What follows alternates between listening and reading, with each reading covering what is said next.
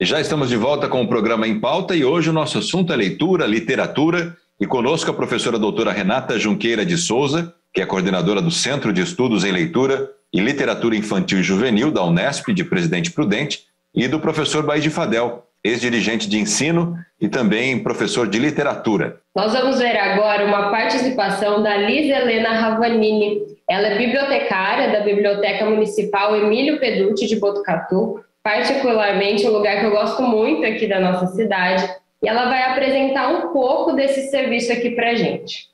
Oi, meu nome é Liz, eu sou bibliotecária na Biblioteca Municipal de Botucatu, que é uma biblioteca pública com mais de 30 mil livros, dos mais variados assuntos, desde romance, ficção, terror, medicina, história, filosofia, tem de tudo um pouco.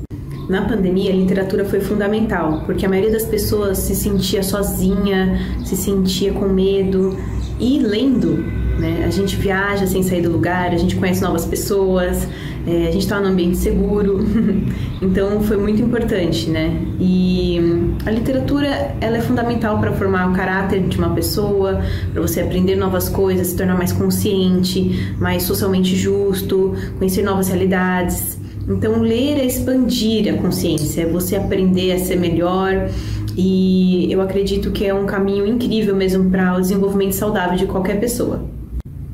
E antes da pandemia, a biblioteca movimentava aproximadamente 900 retiradas por mês, mais as pessoas que vinham aqui para estudar, para ler, então era muito cheia de vida, né? Muito ativa.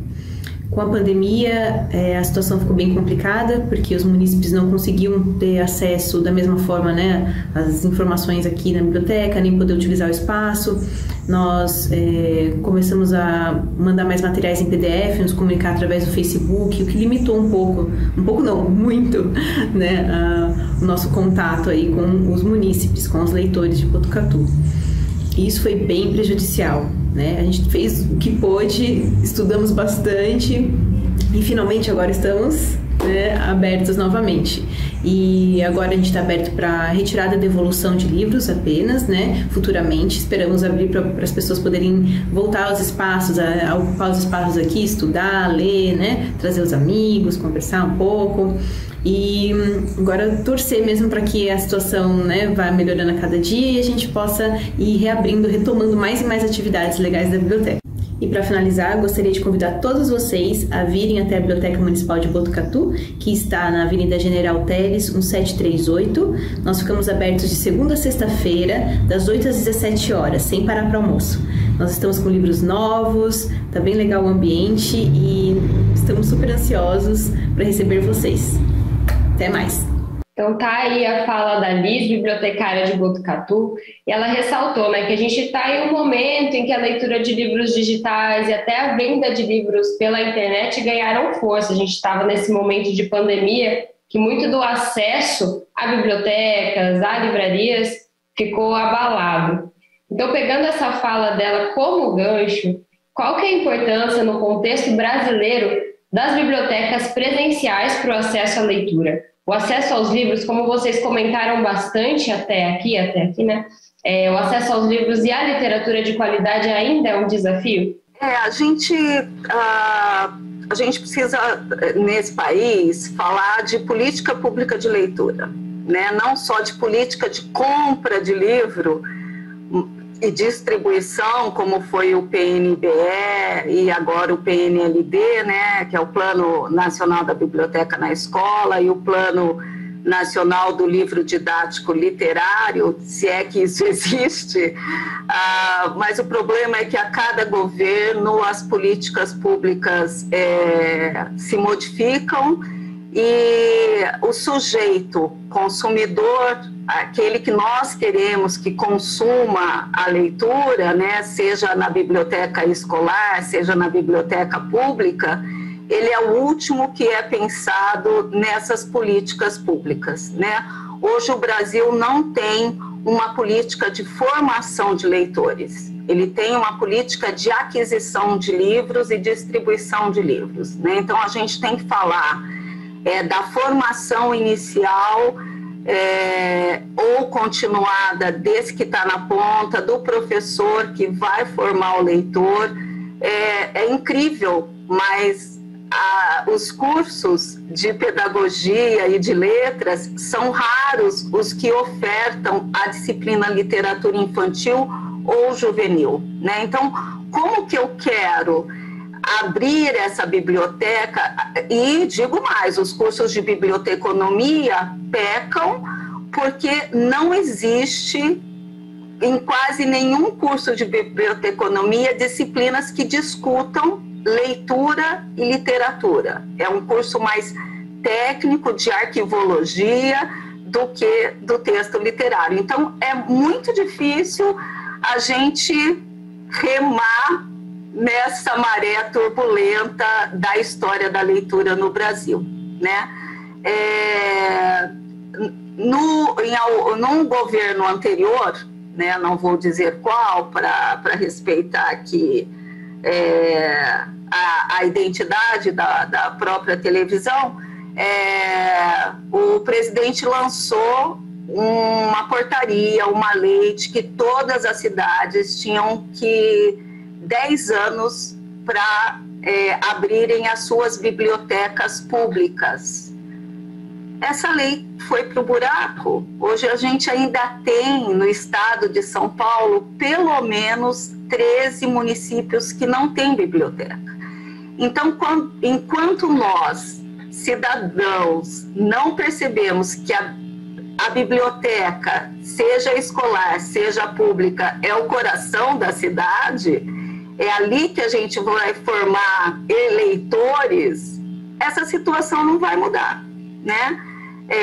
Então, eu diria isso. E eu gostei muito da fala final da Liz, quando ela fala do ambiente. O ambiente é muito importante, né? Eu acho que nós falamos de mediação de leitura e, no meu jeito de ver a formação desse leitor literário, o ambiente também é um mediador. Eu tenho que preparar esse ambiente, né? Uma biblioteca linda nos foi mostrada agora, mas se a gente não orientar esse leitor na busca, né, no gênero literário que ele quer ler, a gente também se coloca distante desse sujeito que nós queremos formar leitores, né? Eu acho que é mais ou menos por aí.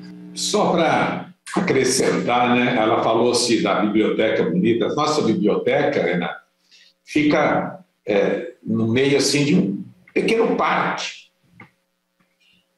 Quer dizer, se realmente houvesse uma política de leitores, esse parque estaria todo com bancos, com uma preparação para receber pessoas, para pegar o livro lá na biblioteca, sentarem à sombra de uma árvore e ler. Mas a gente nunca vê ninguém lendo lá fora, entendeu? Então, você realmente está certa de se criar uma política de leitores. Só para a gente ter dados mais concretos, eu sou muito subjetivo, mas às vezes eu preciso ter algum dado concreto para a minha argumentação.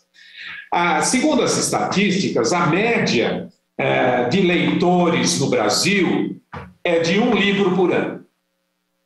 Um livro por ano. Então, no Brasil, se lê em pouco mais de 200 milhões de livros por ano. A Argentina, aqui bem pertinho da gente, tem uma média de 12 livros por ano. 12. Então, a Argentina, com 40 milhões de habitantes, mais ou menos, tem mais livros lidos por ano do que o Brasil, com mais de 200 milhões de habitantes.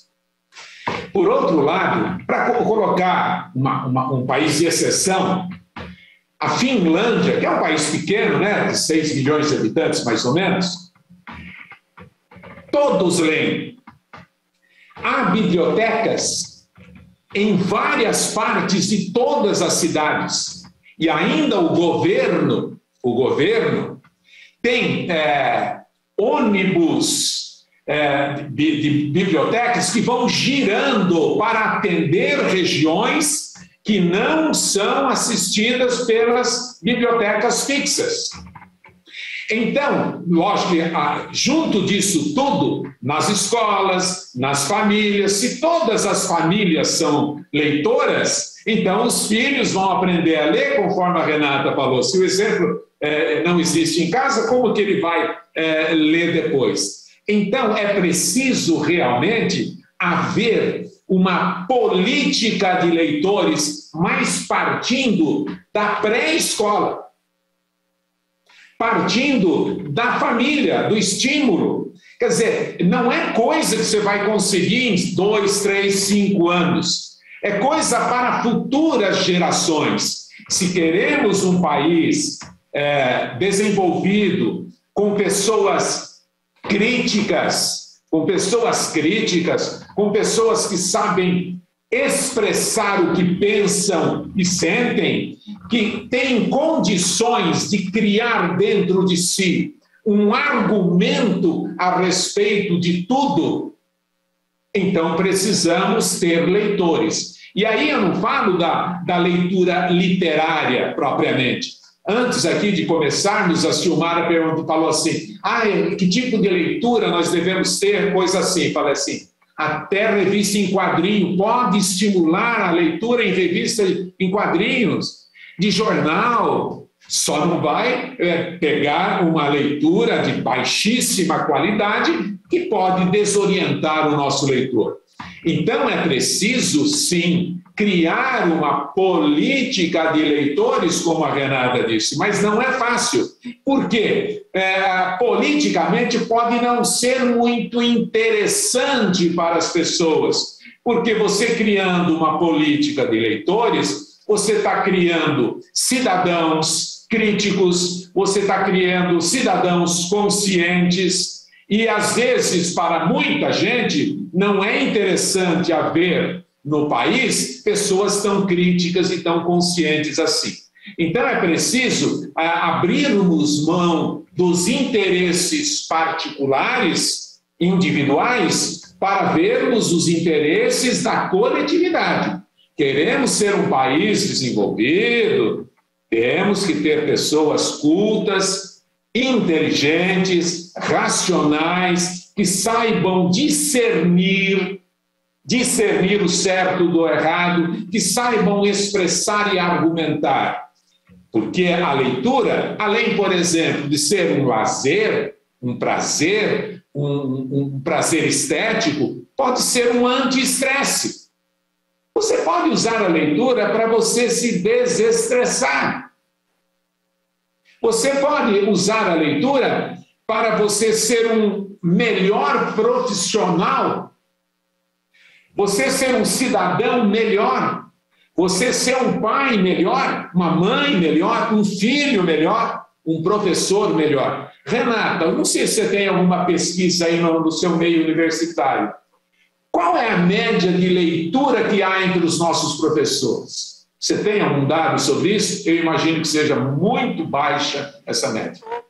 Sobre os professores eu não tenho, assim, recente, né? Há mais de 10 anos nós tivemos uma pesquisa financiada pela FAPESP e agora, há uns 4 anos atrás, a gente participou de um PROCAD para traçar o perfil do aluno de letras e de pedagogia, junto com a Universidade de Passo Fundo, a Universidade Federal do Espírito Santo e as Unespes de Prudente, Assis e Marília. Então, esses alunos, né, do curso de por que o curso de pedagogia? Porque é o curso que vai formar o leitor na educação infantil e nos anos iniciais, e o de letras que vai continuar essa formação no Fundamental 2 e no ensino médio, né? Então, o perfil desses alunos da pedagogia e das letras é um aluno que só lê autoajuda, muito livro bíblico, né? Religiosos, mas pouquíssima literatura, pouquíssimos livros que fariam tudo isso que você falou, Fadel, a formação desse leitor crítico, né? Por isso a insistência na formação inicial e continuada desse aluno. Muito bom, professores. A gente tem um dado aqui, até a professora já até começou a falar nesse sentido, né, que no primeiro semestre agora de 2021, segundo o Sindicato dos Vendedores de Livros aqui do Brasil, houve um crescimento de 48% na venda de livros, em comparação com o mesmo período do ano passado, lembrando que a gente está vivendo aí um momento de pandemia, né, tem esse fator. Mas será que esse aumento tem a ver com qualidade, né, o quantitativo e qualidade? Para isso, para a gente entrar nesse assunto, vamos chamar mais uma vez o jornalista Júlio Penariol, lá da TV Unesp, que vai falar um pouquinho, trazer mais uma pergunta para a gente aqui. Bom, a minha segunda questão alguns dados oficiais apontam que durante a pandemia a venda de livros cresceu no Brasil, na comparação com o mesmo período ali antes da pandemia, antes da Covid-19 chegar no país. Mas vocês acreditam que nós podemos falar que esse aumento nas vendas significou também um aumento no consumo qualitativo de boas obras aqui no país, da boa literatura? Só encaminhando a pergunta aqui, professores, é essa questão, né? Como a professora falou, livros de autoajuda, os livros mais vendidos aqui ainda segundo aquela pesquisa são os livros religiosos. Dá para a gente entender, esses livros também contribuem para a formação de um bom leitor? O que vocês acham nesse sentido? Um bom leitor, acredito que não, né? Porque esses livros já são quadradinhos, né? Eles, como o professor Fadel falou, a gente tem que saber interpretar, dar sentido para aquilo que nós estamos lendo, né? E muitas vezes esses livros, eles já vêm com o sentido pronto, né?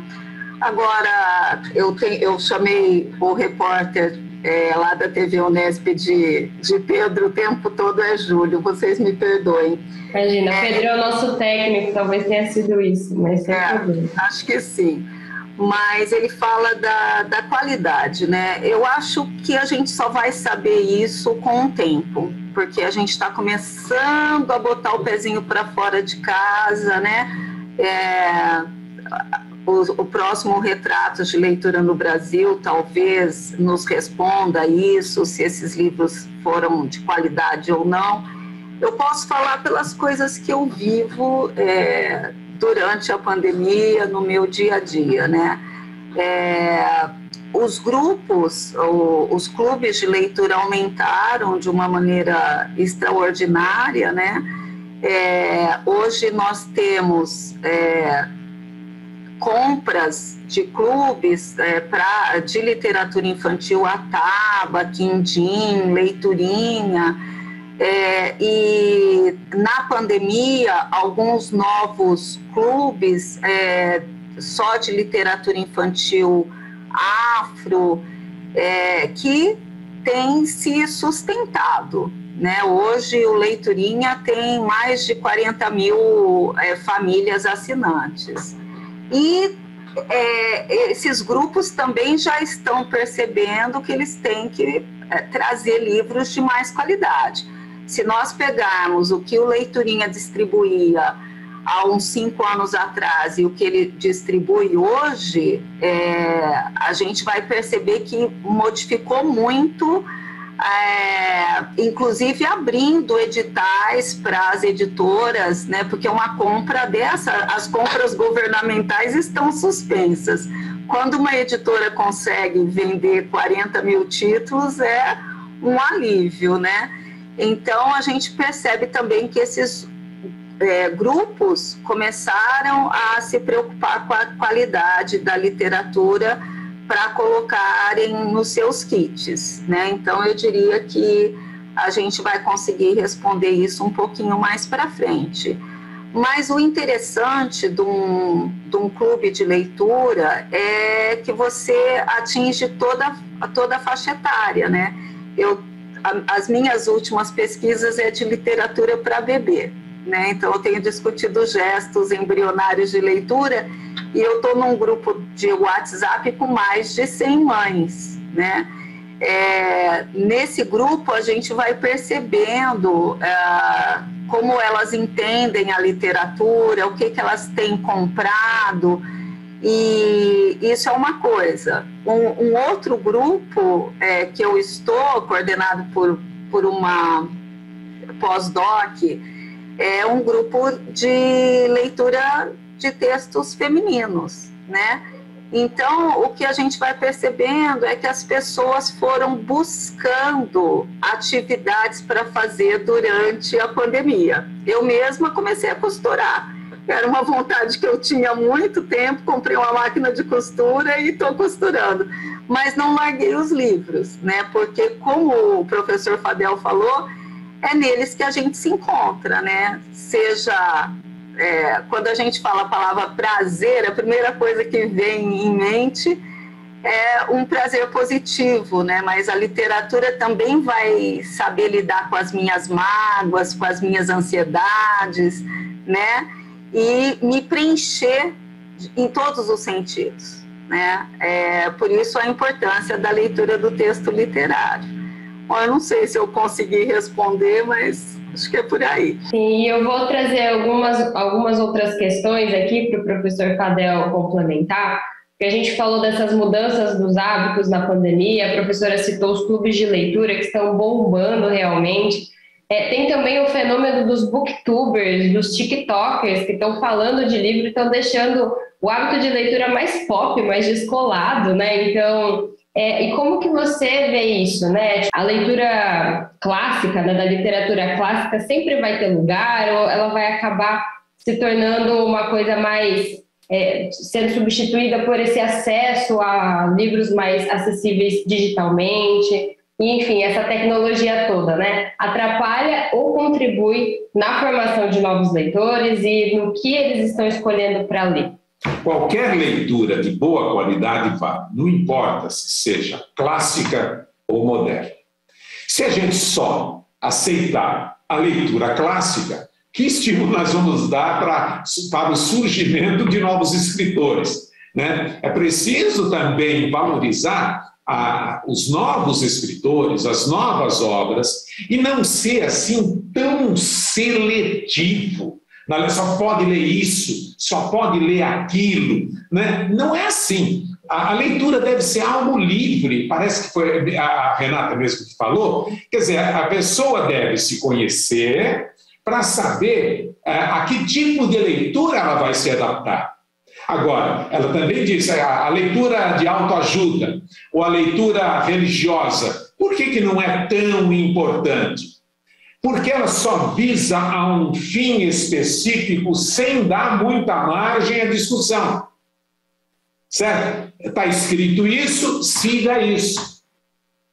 Está escrito desse jeito, faça desse jeito. Então, não existe o contraponto nessa leitura. E o contraponto é fundamental, o contraponto do leitor. Quer dizer, quando eu leio alguma coisa, essa leitura deve me dar a possibilidade, primeiro, de compreender o que eu estou lendo. Segundo, de interpretar aquilo que eu estou lendo. A partir do momento em que eu compreendi o que eu estou lendo, que eu interpretei o que eu li, eu tenho a possibilidade de refletir sobre aquilo que eu interpretei e, na reflexão, concordar ou discordar daquilo. Então, se a leitura não me propuser essa situação, não tem muita importância. Vai ser uma leitura mecânica, que nem aquele cara que vai confessar e vai comungar, não porque ele quer ter a consciência tranquila, mas porque eu não quero ir para o inferno. Eu não quero ir para o inferno, então eu vou confessar, vou falar para o padre que eu estou arrependida e vou para o céu. Quer enganar Deus, né? Então, alguma leitura quer enganar Deus, né? Não tem função nenhuma. A Deus ninguém engana, né? E você não vai enganar a si mesmo com a leitura. Você realmente aprendeu alguma coisa com aquela leitura serviu para você para modificar ou para incrementar alguma coisa dentro de você mesmo. Deu chance, deu oportunidade para que você refletisse sobre aquilo que foi lido. Você descobriu algo novo nessa leitura? Qual foi a descoberta que você teve? Porque você cresce no momento em que você descobre coisas novas. E a leitura é para você descobrir um mundo novo. Se você não descobriu coisa nenhuma, apenas confirmou aquilo que já era conhecido, tem pouca importância aquilo que você leu. Agora, esse incremento que o André falou que houve durante a pandemia, funciona mais ou menos que nem peneira de time de futebol. Para aqueles que não estão muito afinados à peneira, vamos lá, 200 caras querendo jogar no time. Então faz um treino e daqueles 200, às vezes sobra um, às vezes sobram dois, mas é o mínimo. Quer dizer, se der desse incremento de leitores no período da pandemia, no período pós-pandemia, surgirem 5% de novos leitores, tá bom demais.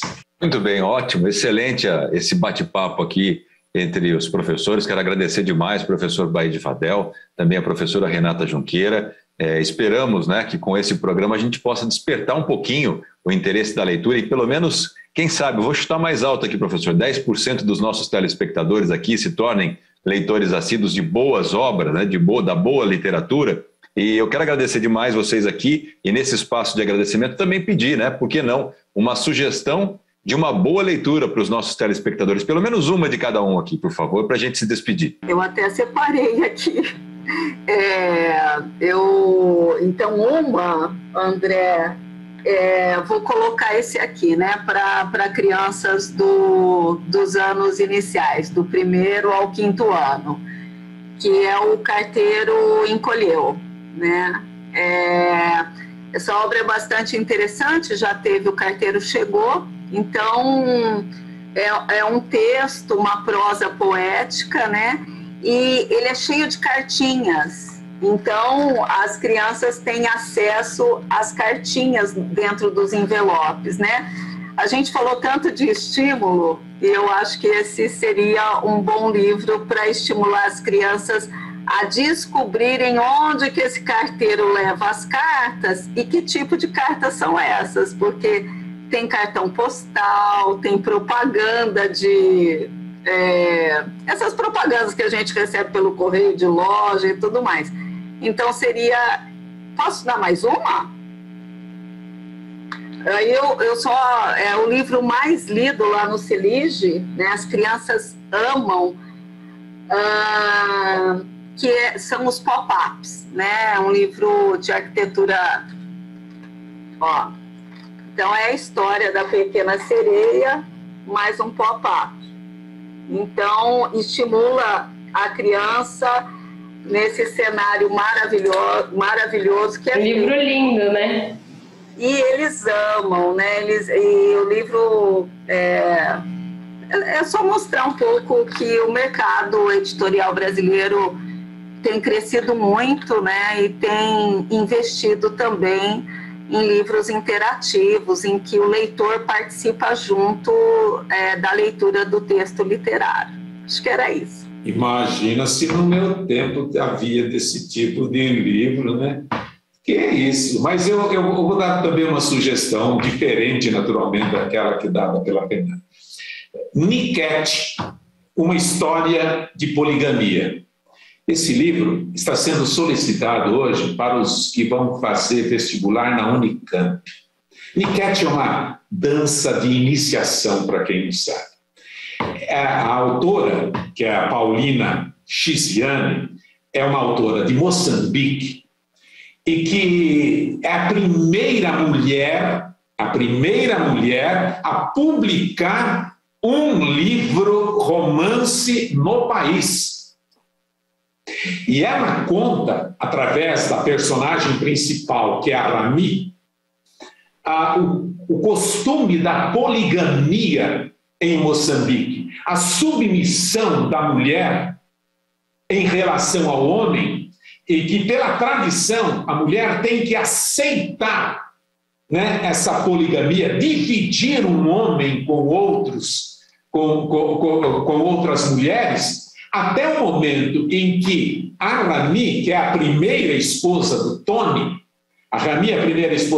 resolve unir-se às outras 4 amantes e organizar-se, arranjando atividades que rendem, que dão dinheiro. E com essas atividades que dão dinheiro, se promove a independência das mulheres, que não precisam mais ficar submissas ao homem e aceitar a poligamia.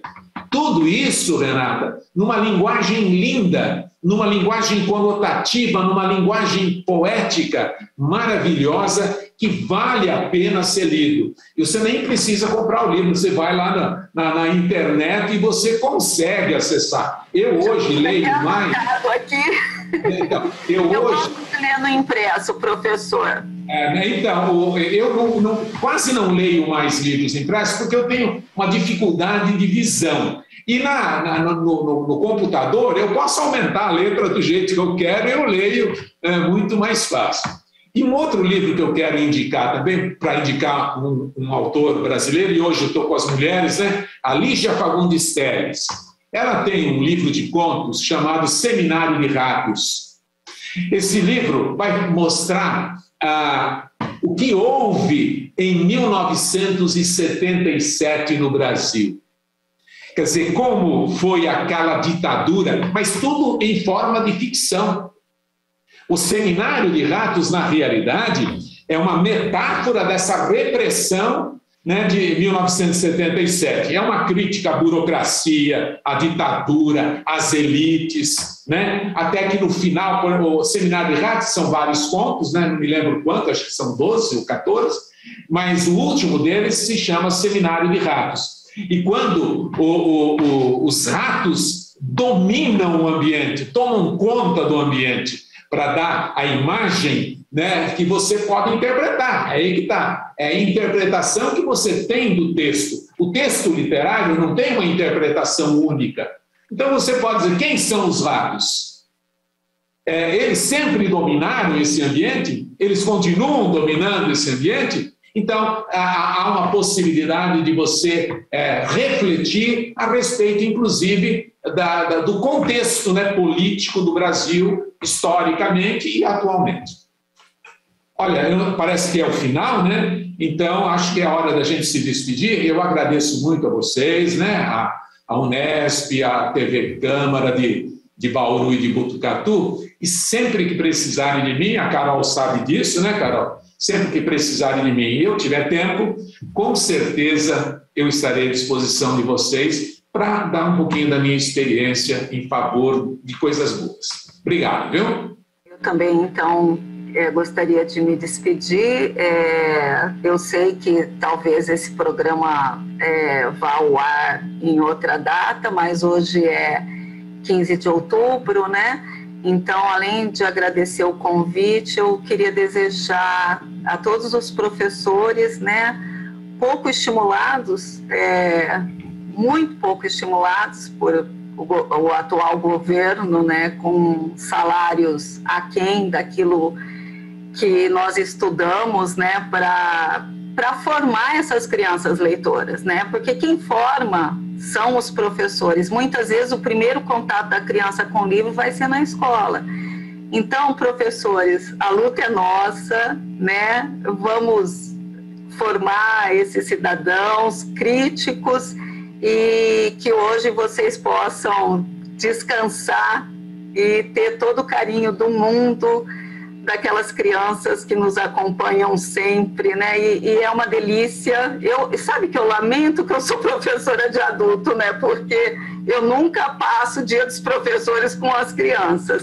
Mas um feliz dia dos professores a todos. Carol, André, muito obrigada pelo convite. Professor, um prazer. O senhor é maravilhoso e um contador de histórias literárias de mão cheia. Eu acredito que o senhor, assim como eu, já formou muitos alunos aí pela região de Botucatu. Um abraço. Professores de literatura. Graças a Deus. Amém. Professores, muito obrigada pelo bate-papo, por essas dicas de leitura. Parabéns também, a gente está gravando nesse Dia do Professor e espero que quem esteja assistindo tenha saído com um pouco de vontade de ler ou incentivar seus filhos, seus alunos a lerem mais. Essa edição do Em Pauta vai ficando por aqui, mas você pode rever esse programa em qualquer uma das nossas emissoras parceiras, TV Câmara Bauru, TV Câmara Botucatu e TV Unesp. Até a próxima oportunidade. Tchau.